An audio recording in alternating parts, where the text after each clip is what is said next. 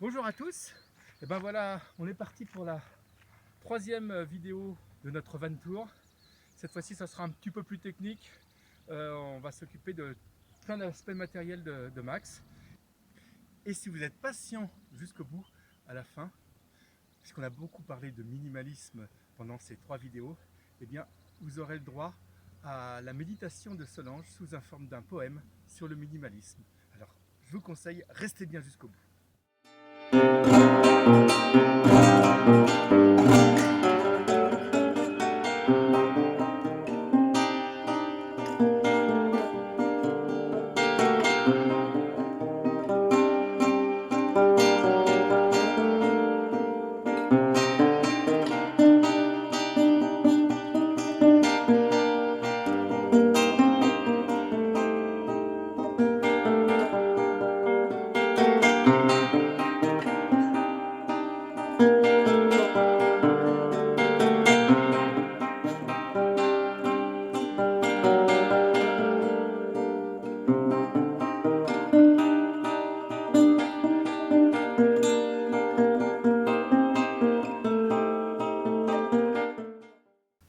Alors, qui est Max? Max, c'est lui. Max, c'est un fourgon aménagé, un Citroën Jumper 2 litres 2, 140 chevaux, qui est largement suffisant pour ça, sauf peut-être dans certaines côtes vraiment dures. Max, c'est un fourgon, ce qu'on appelle un L4 H2, c'est-à-dire qu'il fait à peu près 2,60 m de haut, mais surtout, eh ben, on a un bon mètre de porte-à-faux devant, c'est bien pour la maniabilité. Il a ensuite un grand empattement de 4 mètres. Alors ça, c'est moins bon pour la maniabilité. Ça veut dire que dans les petits virages serrés, il va falloir tourner avec cette grande longueur. C'est long, mais c'est ce qui nous permet d'avoir de la place et du confort à l'intérieur. Et puis venez encore un peu avec moi. La différence entre le L3 et le L4, c'est ça. C'est que celui-ci, il y a 1,36 m d'empattement arrière. C'est ce qu'on appelle entre nous les grosses fesses de Max. Et ça, voilà, comme dit Solange. Comme dit... Alors ça, d'abord, ça veut dire qu'il faut faire très attention toujours à ce gros cucu qui dépasse. Et puis, en plus, ça a une grosse influence sur la tenue de route. C'est-à-dire que ça fait du poids sur l'arrière, ce qui allège l'avant. Du coup, moins de motricité à l'avant. Et puis quand même un poids important sur l'arrière. On a fait deux choses pour contrer ces problèmes-là. Le premier, c'est qu'on a changé les pneus. Les pneus de série, c'était ça. C'était des Continental, comment ils s'appellent, je ne sais même plus, Vaneo Camper. C'est ça, Vaneo Camper. Des bons pneus pour un camping-car. Ils ne s'usent pas trop. Bien que les pneus avant nous aient fait que 18 000 km. Et puis, surtout, ils ont une structure assez basique. Je pense qu'on le voit là. En fait, on a une grosse rainure longitudinale qui permet de bien adhérer dans les virages. Et puis, quasiment rien dans le transversal. Ce qui veut dire que quand on a besoin de motricité, ces pneus-là, ils sont vraiment moyens de manière générale. Et alors, dès qu'il pleut ou dès qu'il y a de la boue, c'est même plus la peine, on ne peut plus du tout avancer. Donc on a changé ça pour des pneus Michelin Cross Climate. Le Michelin Cross Climate, c'est ça comme structure, c'est-à-dire qu'on voit bien qu'on a des structures dans tous les sens, des rainures, hein, vous appelez ça comme vous voulez. Et alors ça a un gros avantage, c'est que ça permet de beaucoup mieux adhérer, notamment sur la boue, sous la pluie, voire même sous la neige. On a essayé. Alors ce matin, il y a un peu de neige, histoire de tester nos nouveaux pneus toute saison, Michelin Cross Climate. Et bon là, ça redevient sec, mais tout à l'heure on a démarré sur la neige Et là, je peux vous dire que ça accroche beaucoup mieux que nos anciens pneus.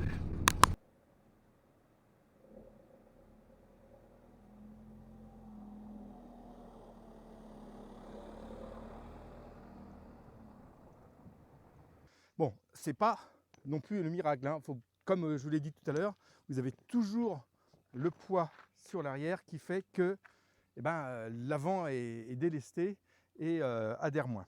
Une deuxième chose qu'on a fait pour améliorer tout ça, c'est qu'on a fait poser des butées de suspension Sumo Spring. Vous voyez, c'est le truc jaune là.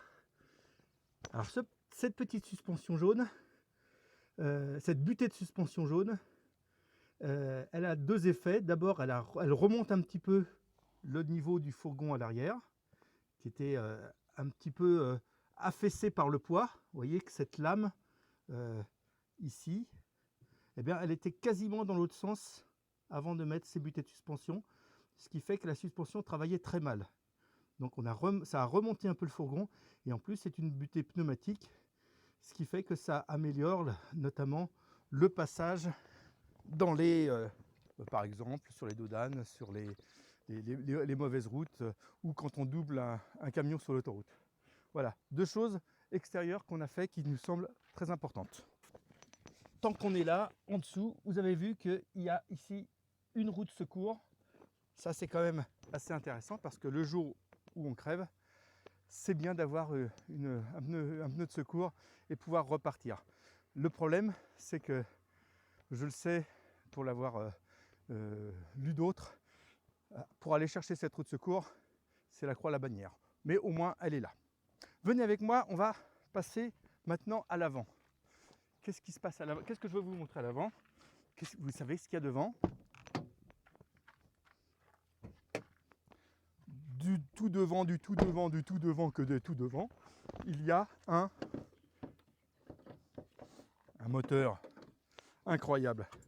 Ouais, ils ont mis un moteur dans ce genre de véhicule. Une petite béquille. Et pourquoi je veux vous montrer le moteur? D'abord pour vous dire que c'est pas super accessible. Tiens, approche-toi ma petite Solange. Ouais, tu vois, là, voilà. Par exemple, pour aller mettre de l'huile, il faut aller dans le fond là-bas. Ils fournissent un espèce de coupelle qui permet de déverser l'huile. Oh là, c'est compliqué. Même remettre du produit à lave-glace, ça se passe dans le petit coin ici. Ça s'ouvre et après, voilà, faut aller chercher ça. Il faut viser ici. Comme on n'est pas au-dessus, c'est très compliqué de toute façon. Je sais pas, je pense que c'est des ingénieurs fatigués qui ont fait ça. Alors là où je pense qu'ils étaient vraiment super fatigués, c'est quand ils ont mis la boîte à fusibles. Vous savez ce que c'est que des fusibles? C'est quelque chose qu'il faut pouvoir changer quand il y a un petit problème ou un gros problème électrique dans le fourgon. Et pour accéder à ce boîtier à fusibles, eh ben, il faut aller, accrochez-vous, voilà, là, non, pas là, encore plus loin, voilà, en dessous ici. C'est-à-dire que pour ouvrir ce boîtier à fusibles, il faut évidemment ouvrir 4 vis, voilà, qui ne sont pas accessibles du tout, mais en plus, pour accéder à la dernière vis, eh ben, il faut carrément enlever le phare. Hein, on se dit quand même que pour un truc qui doit être facilement accessible, ils auraient pu faire mieux. Bon, écoutez, moi je suis pas ingénieur, donc hein, c'est leur boulot, mais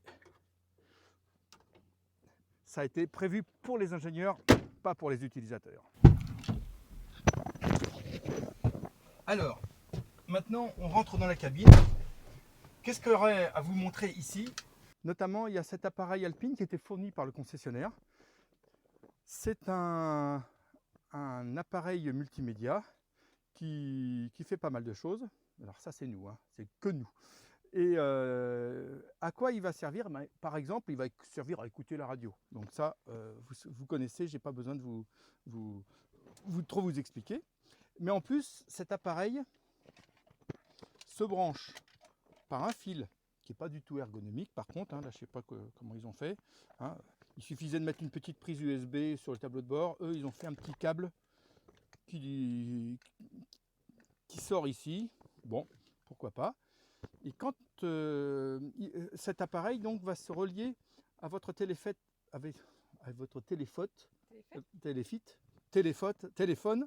euh, soit en Bluetooth, dans ce cas-là, vous pouvez passer des appels directement, hein, donc comme un téléphone Bluetooth habituel.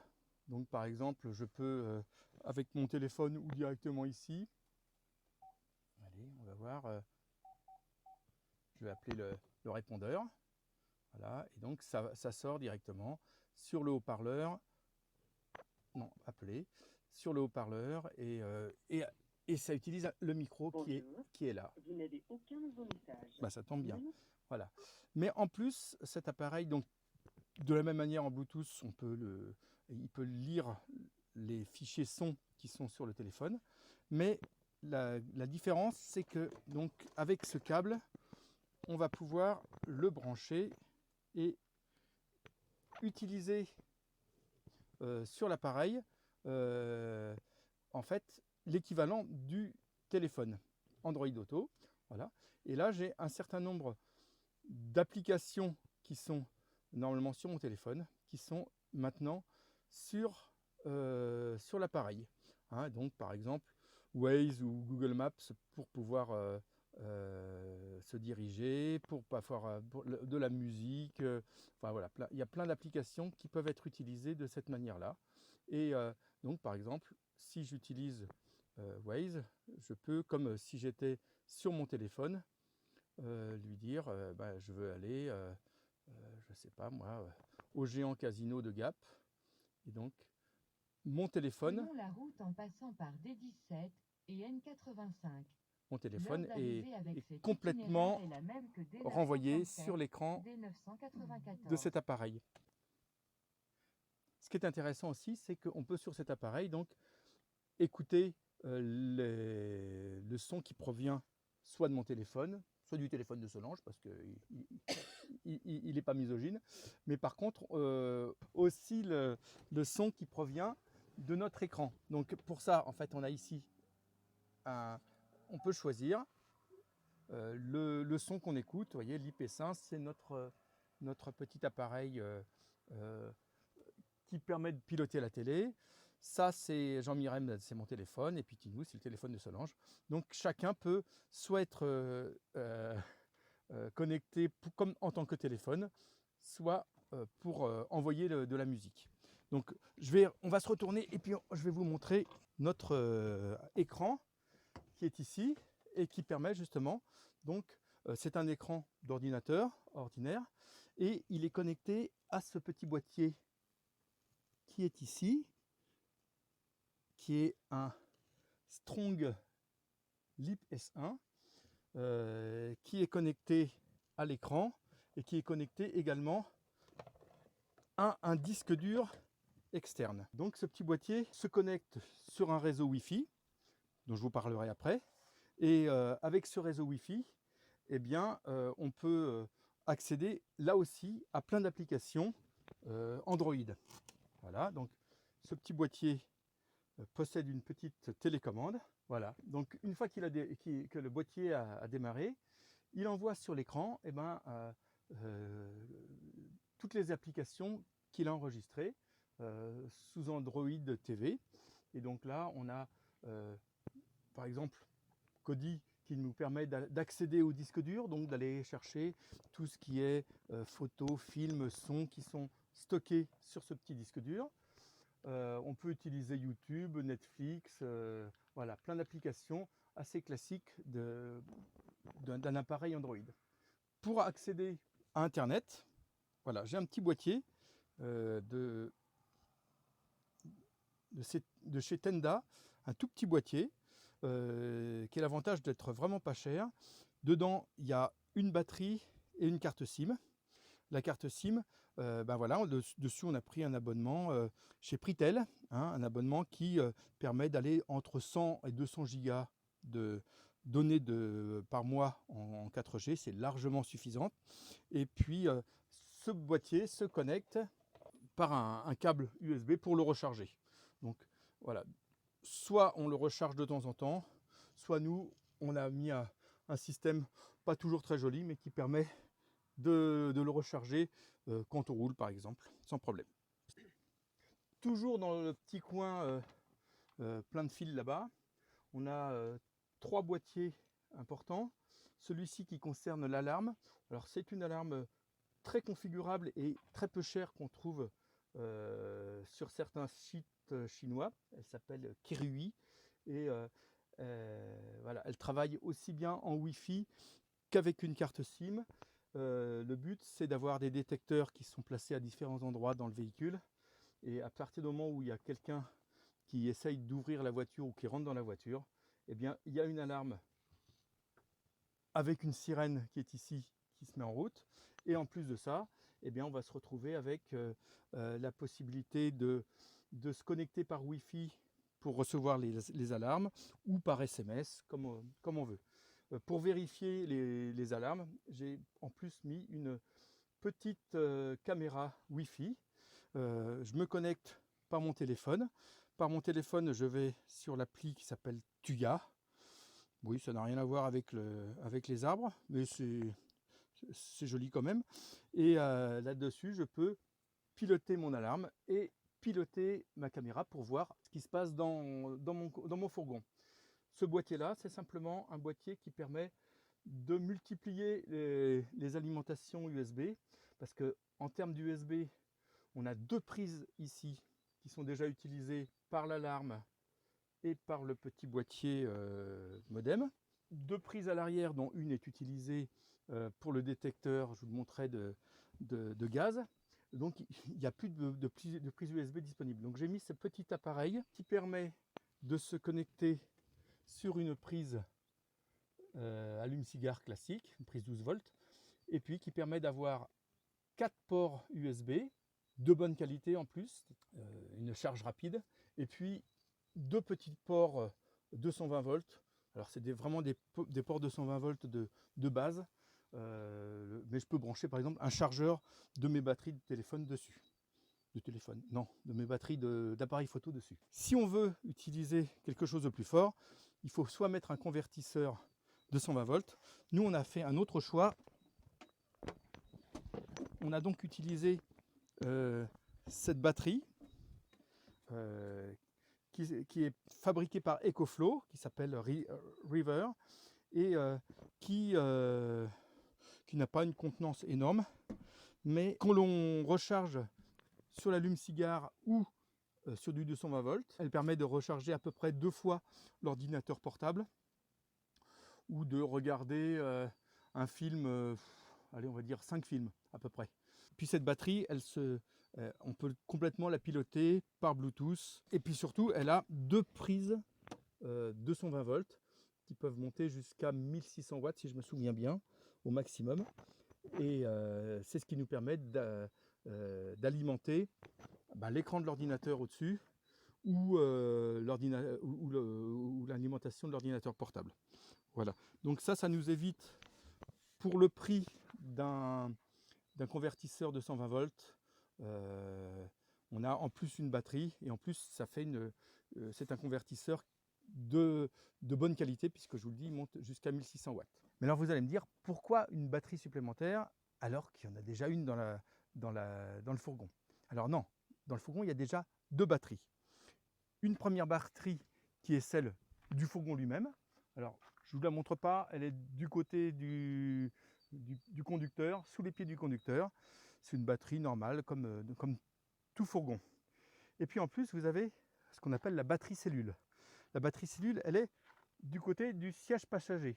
Alors c'est le siège passager, c'est aussi le placard à chaussures, et donc c'est aussi hein, c'est Solange qui le range. Et sous le siège passager, tiens venez avec moi, je vous invite, et bien qu'est-ce qu'on trouve en dessous ici? Une batterie. C'est une batterie gel qui fait à peu près une centaine d'ampères-heure, donc qui n'est pas une folie en termes de capacité, qui est quelque chose de solide, mais voilà, qui aujourd'hui nous montre ses limites quand même dans le cadre d'une utilisation à 80% dans le van. Vous avez vu aussi qu'il y a pas mal de petits fusibles hein, au passage. On a vu que tout à l'heure il y avait des fusibles dans le coffre. Et bien là encore, dans le coffre, il y avait des fusibles dans le moteur. Et bien là aussi il y a encore des fusibles. Et je vous montrerai encore plein d'endroits où il y a des fusibles parce qu'ils en ont mis partout. Derrière la batterie, à condition de pouvoir s'amuser à démonter. Voilà, j'y arrive plus maintenant. Voilà. Ici, on trouve un gros appareil qui est un booster. Le booster DC-DC qui permet de mieux recharger cette batterie cellule. Pourquoi? Alors notre batterie cellule, elle se recharge de 3 manières possibles. La première, c'est sur le 220 volts, classique. Je suis dans un camping, chez moi, chez des amis, je me branche et cette batterie se recharge toute seule. Deuxièmement, elle se recharge par le capteur solaire qui est sur le toit. En hiver, on ne voit pas la différence et en été, ça ne recharge pas des masses. Hein. Ça a juste de quoi compenser la consommation du frigo, on va dire. Voilà. Donc on est obligé de recharger sur une troisième source d'électricité qui est tout simplement le moteur. C'est-à-dire que pendant qu'on va rouler, le moteur recharge déjà la batterie du fourgon et en même temps il va recharger cette batterie cellule. Et par défaut, par souci d'économie maintenant, nos braves alternateurs, eh bien, dès que possible, ils vont se mettre en mode économie et ils vont voir que la batterie du fourgon est rechargée. Et il se dit, j'ai plus besoin de travailler, je reste dans mon coin, tout va bien. Et puis ma batterie cellule, eh ben, elle ne recharge pas. Et là, on s'est retrouvé au début plusieurs fois avec une batterie qui restait presque à zéro. Donc du coup, on a été voir un concessionnaire qui nous a monté ce booster de 50 ampères. Qu'est-ce qu'il va faire? Lui, il va dire à l'alternateur, moi j'ai besoin de courant, j'ai besoin de 50 ampères, alors donne-moi du courant. Alors c'est vrai que ça va du coup consommer certainement un petit peu plus, mais on ne voit vraiment pas la différence. Et par contre, ça va nous permettre de bien recharger notre batterie qui fait donc 100 ampères heure. Ça veut dire que théoriquement avec mon booster de 50 ampères, en 2 heures, je l'aurais rechargé. Ce n'est pas du tout le cas, il faut quand même beaucoup plus. Mais au moins, on a une recharge qui fonctionne bien pendant que le moteur tourne. Il y a une chose que je ne vous ai pas montré, c'est le capteur solaire. Bougez pas, je rebranche, je referme ça et j'arrive. Je vais utiliser ma petite échelle. Super pratique cette petite échelle. Regardez.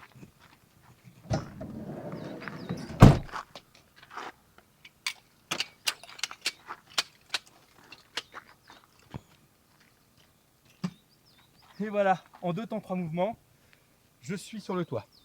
Vous venez avec moi? On y va.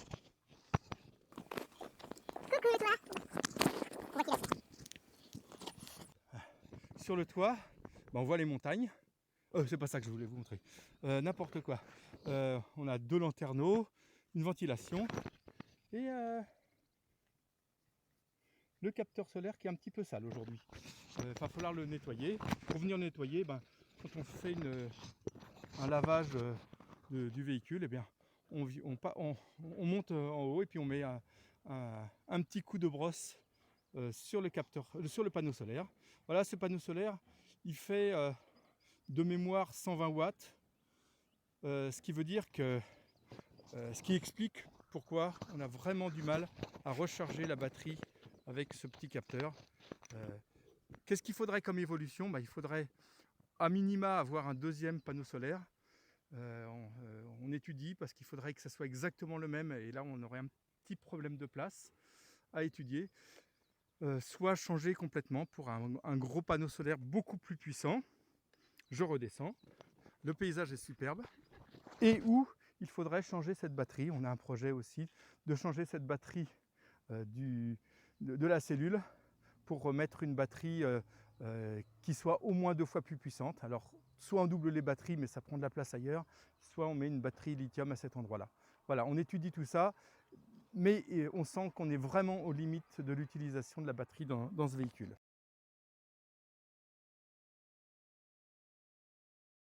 Et voilà, sympa hein. Tout à l'heure, je vous ai dit qu'il y avait pas mal de fusibles. Ce qu'il faut savoir, c'est qu'il y a encore plein de fusibles ici dans le montant qui permet, ben voilà, je sais pas ce que c'est que ces fusibles. Je sais qu'il y en a certains qui ont fondu déjà, notamment celui qui permet la recharge de la batterie. Donc il faut tout démonter. Alors, il y a encore un endroit où il y a des fusibles et plein de choses. Venez, voilà. C'est là que je me casse la figure en arrière normalement. Tu me dis hein, si je me casse la figure. Hein. Oh non, c'est trop rigolo. Oh, voilà. Bon, je suis pas sûr de l'avoir fait exprès. Voilà, sous le siège. Ouais, c'est beau la nature, mais moi aussi. Hein. Sous le siège conducteur, donc ici je vous disais qu'il y avait la batterie du fourgon, mais ici on a également ce qui permet la recharge. Donc le gros boîtier général avec plein de fusibles lui aussi, qui sont cachés derrière cette barrette. Et puis ici le MPPT. Le MPPT, c'est le boîtier qui clignote là. Pourquoi il clignote, je ne sais pas. Qui dit que la batterie n'est pas très chargée et il essaye de recharger la batterie avec le capteur solaire et il n'y arrive pas. C'est pas très gentil. Donc vous voyez, il y en a de tous les côtés. Alors l'utilisation, c'est bien, mais il y a des fois, il faut remplir. Donc pour remplir, on a ce qui consomme le plus, c'est le gasoil. Et ce qui est le plus cher aujourd'hui, c'est le gasoil. Voilà. Donc on a deux entrées ici. Une pour mettre du gasoil, tout le monde sait faire. Une aussi pour la déblue. Ça, c'est un produit qu'on peut trouver soit en bidon, assez cher, soit un petit peu moins cher sur des pompes, mais qu'on trouve assez rarement finalement. C'est un produit qui vaut à peu près autour d'1 euro le litre et on consomme, on doit faire un plein de 10-15 litres tous les 5000 km, un truc comme ça, 3000 km peut-être. Voilà. Donc, et puis alors, il n'y a pas de jauge et surtout, on est prévenu vraiment au dernier moment quand il n'y a plus d'AdBlue. Et ce qu'il faut savoir, c'est que s'il n'y a plus d'AdBlue, c'est un peu comme s'il n'y avait plus de gasoil, et ben, on ne peut plus avancer. Le moteur s'arrête. Voilà, donc continuons le tour. Ici, une prise de 120 volts. C'est la prise classique des camping-caristes et des campeurs. Bon, il faut un adaptateur, c'est tout ce qu'il faut savoir. Ici, bonjour monsieur. Il n'y a personne dans la douche. La partie évacuation des eaux usées. Ça ferme à clé, hein, là, il n'était pas. Dedans, on trouve un trésor, une cassette. Ma cassette, je vais l'enterrer dans mon champ. Non, alors c'est rien à voir avec la VAR. Là, c'est plutôt ce qui se passe dans les toilettes, vous voyez. Voilà, donc ça se vide assez facilement. Vous trouverez plein de vidéos là-dessus. Moi, je trouve que c'est plutôt bien fait. Il faut faire attention à pas s'en mettre partout, c'est tout. Et puis ici, vous avez approche, cocotte. Un petit levier, un petit levier qui permet d'ouvrir la vanne des eaux usées. Donc, quand je fais ça, ça sort ici. Voilà. Je vous rassure, c'est de l'eau propre.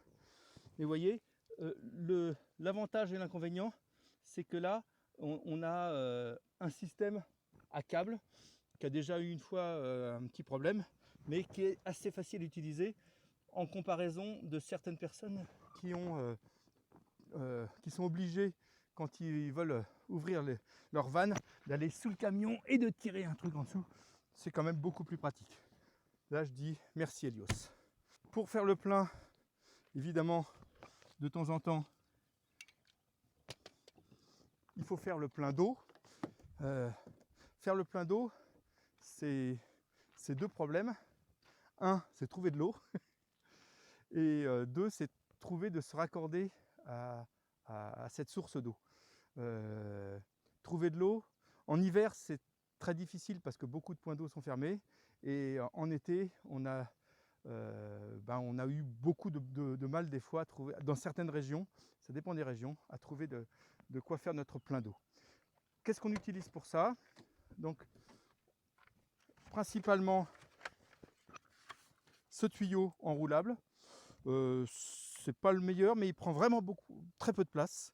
Donc ça, c'est très pratique.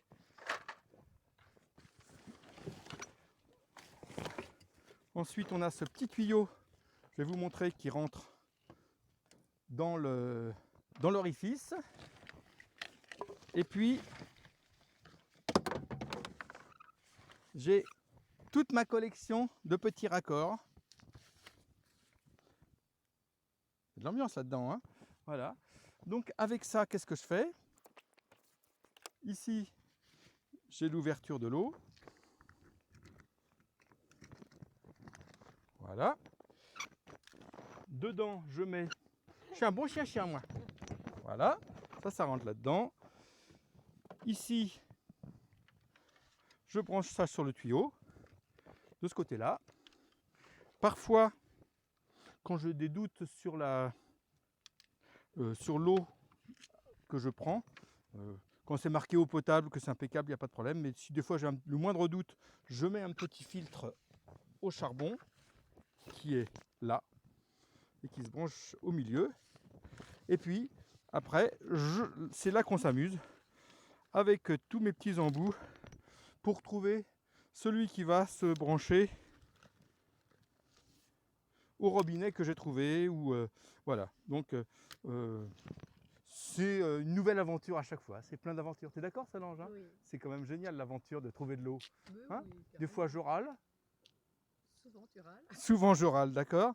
Mais on y arrive toujours. C'est déjà ça. Je vais te mouiller, tu vas voir. Non, mais ça va pas n'importe quoi la tête, hein. En tout cas, ça fait partie des joies de la vie en van life. Il faut trouver de l'eau. Et même si je râle, mais je râle pour tout, je suis toujours le plus heureux du monde quand je trouve de l'eau et que j'arrive enfin à assouvir la soif de Max. C'est beau? On a plein d'autres choses, vous l'avez vu dans Max. Et notamment, on a du gaz. Et dans ce petit coin-là, eh ben, on a 2 bouteilles de gaz, du gaz propane. Voilà. Donc, deux marques différentes. Bon, le problème, en effet, c'est au début, on n'utilisait que de l'Intermarché, puis à un moment, on s'est retrouvé coincé, on n'arrivait pas à en trouver. Donc, on a pris en plus une bonne vieille propane de chez Butagaz, je crois. Et ce qui nous permet, voilà. Donc ça, c'est l'installation est bien sécurisée. J'ai mis en plus dedans un câble de secours au cas où. Et donc au cas où également, j'ai un petit réchaud qu'on a acheté 2 fois rien et qui permet, avec des toutes petites bouteilles qu'on trouve un peu partout, et de faire un secours au cas où on n'est plus du tout de gaz. Mais le gaz, il sert à 2 choses. Il sert pour la plaque de cuisson, voilà. Et il sert également pour le chauffage. La plaque de cuisson, Solange, je vous l'avais montré l'autre jour. Et pour le chauffage, on a un système assez compliqué. Alors j'ai dit pour le chauffage, mais c'est pas vrai. Tu m'as laissé dire pour le chauffage. Non, pour l'eau chaude. Pour l'eau chaude, voilà. Pour l'eau chaude, on a ça fonctionne bien. Il suffit de mettre sur cette position ici, et en un quart d'heure, on a de l'eau chaude. C'est ça, un quart d'heure. Et on a de l'eau très chaude. On a 10 litres, je crois, d'eau vraiment très chaude. Et puis si besoin, ça continue à chauffer pendant qu'on consomme les 10 litres. Donc ça fonctionne, ça, au gaz. Par contre, là où j'ai fait une erreur tout à l'heure, c'est pour le chauffage. Le chauffage ne se fait pas au gaz, mais au gasoil. Hein, gasoil. Donc pour ça, on a ce qu'on appelle un Webasto qui vient prendre du gasoil dans la cuve. Et là, vous avez un petit potentiomètre qui vous permet de régler la puissance du chauffage. Au bout de plus de 6 mois d'utilisation, on n'a toujours pas compris comment ça fonctionnait réellement. Mais en tout cas, ce qui est sûr, c'est que ça chauffe. Voilà, ça chauffe et ça chauffe bien. Ça chauffe au travers de plusieurs bouches qui sont un peu comme ça, bouches d'aération. Il y en a là, il y en a ici dans la douche, il y en a sous le lit, il y en a également là-bas. Bref, tout ça, ça chauffe. Même là, ouais, tout à fait. Ça chauffe vraiment bien. Et on a chaud. On utilise le chauffage en général un petit peu le matin, après s'être levé. On a rencontré quelques petits problèmes de qualité, notamment avec la table. Hein, vous voyez, la table, elle est très pratique, mais elle se soulève, ce qui permet deux choses, de la déplacer et de la mettre. Là, elle est de travers. On peut la mettre à cet endroit-là dehors. C'est très pratique, mais alors le système qui permet ça, eh ben, vous voyez, c'est cassé. Et on attend désespérément la pièce depuis plusieurs semaines, voire mois. Pareil pour les tiroirs qui ont la fâcheuse tendance de se casser au niveau des supports qui sont en dessous. Vous voyez, celui-là est cassé. Et on en est, je crois, au 3e qui se casse, notamment quand on prend peut-être quand on est sur une route de mauvaise qualité, c'est des choses qui peuvent casser. Et puis pour terminer, le réfrigérateur de Max. Il y a des crêpes pour ce midi. Il y a des crêpes pour ce midi, il y a plein de choses. C'est un réfrigérateur électrique à compression. Donc, c'est lui qui consomme aussi beaucoup de batterie. On ne le met pas fort, il y a une position économique, mais c'est vrai que ça doit consommer en permanence de l'énergie. Ceci dit, c'est tellement pratique d'avoir cet appareil que bon, on s'en sort quand même. Et puis la douche, bon, ce système est vraiment plutôt bien foutu pour pouvoir prendre sa douche avec de la place. Moi qui suis quand même un bon gabarit, je m'y retrouve bien. Les toilettes, il faut juste savoir qu'on peut les retourner. Le seul point qui peut être, je sais pas, Solange, c'est, moi je trouve que c'est cette porte qui des fois se bloque un peu. Elle n'est pas très pratique. C'est vrai qu'une porte, une vraie porte aurait été mieux. Oui, des fois il y a des petits coincements de cette porte, mais bon, c'est un détail. On est super content quand même. Hein. Tu es contente de ta vie minimaliste? Oui. Donc on va te retrouver maintenant. On va écouter ton poème qui s'appelle Minimalisme. Ah bah même le titre est minimaliste. On t'écoute et on vous retrouve très bientôt pour de nouvelles vidéos de notre vie en van, de toutes les merveilles qu'on découvre dans la nature. Très vite, on va reprendre les vidéos là où elles s'étaient arrêtées. Minimalisme. Vie simple, destinée minimaliste, au décor épuré, cœur recentré. Rêves-tu cet instant irréaliste, oui, sur tes pas légers se faufiler. Dépouillement d'un intérieur encombré, d'un trop-plein de vile pollution. Libère ton âme étouffée, essoufflée, liberté nouvelle, cette résolution. Vide tes pièces d'inutiles encombrants. Ta conscience se remplit de bienfaits. Accepte le quotidien fécondant. Vis la sobriété heureuse de près. Fruit de paix, de bonheur sans fin verra. Enivré d'instants nouveaux de lumière. Pleine liberté tu acquerras. Harmonie de rayonnement solaire. Inonde ta vie animée d'essentiel. Pour un supplément radieux de bonheur. Immerge tes heures d'ondes claires du ciel, suggère à ton âme cet intense honneur.